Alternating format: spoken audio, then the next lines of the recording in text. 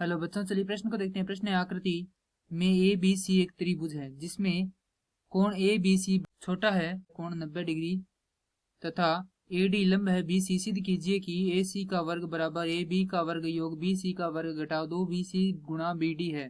प्रश्न को हल करेंगे उससे पहले जो इसकी मुख्य अवधारणा है उस पर विचार करेंगे। तो प्रश्न के लिए जो मुख्य अवधारणा है वह हो जाएगी पाइथागोरस प्रमेय, अर्थात हम यहाँ पर यह देखेंगे पाइथागोरस प्रमेय का कथन क्या है। तो पाइथागोरस प्रमेय का कथन है, किसी समकोण त्रिभुज की कर्ण भुजा का वर्ग शेष अन्य दो भुजाओं के वर्गों के योग के बराबर होता है, अर्थात कर्ण का वर्ग बराबर आधार का वर्ग योग लंब का वर्ग।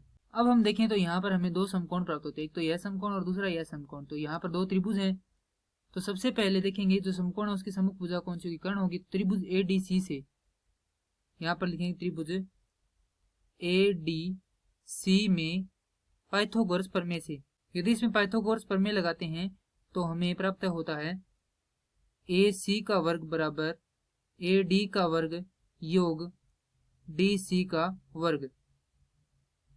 अब हम त्रिभुज ए डी बी में पाइथागोरस प्रमेय लगाते हैं, क्योंकि यह संपूर्ण कोण 180 डिग्री का होता है, यह 90 डिग्री का है, तो यह भी कितने डिग्री का बच जाएगा, 90 डिग्री का। और जो समकोण है उसकी सम्मुख भुजा होती है कर्ण, तो यहाँ पर कर्ण का वर्ग होगा तो ए बी का वर्ग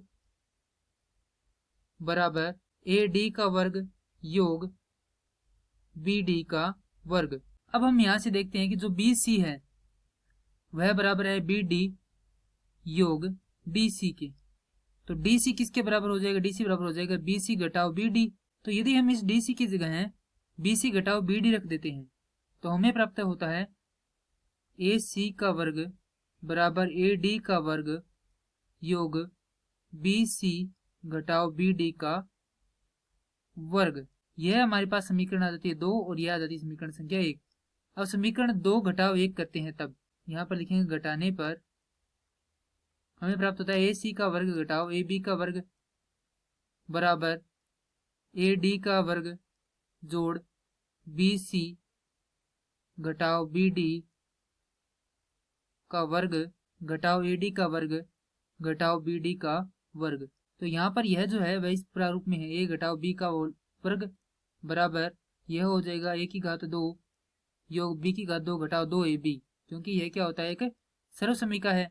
तो यहाँ से मान रखेंगे तो हमें प्राप्त होगा ए सी का वर्ग घटाओ ए बी का वर्ग बराबर ए डी से ए डी क्या हो जाएगा, यहाँ पर कट जाएगा, तो यहाँ पर होगा बी सी का वर्ग जोड़ बी डी का वर्ग घटाओ 2 बी सी गुणे बी डी घटाओ बी डी का वर्ग। तो बी डी के वर्ग से बी डी का वर्ग कट जाएगा, तो यहाँ से हमें अंतिम जो उत्तर है वह प्राप्त होगा ए सी का वर्ग बराबर ए बी का वर्ग, क्योंकि इस ए बी का क्या करें, पक्षांतरण कर रहे हैं, योग बी सी का वर्ग घटाओ 2 बी सी गुणा बी डी।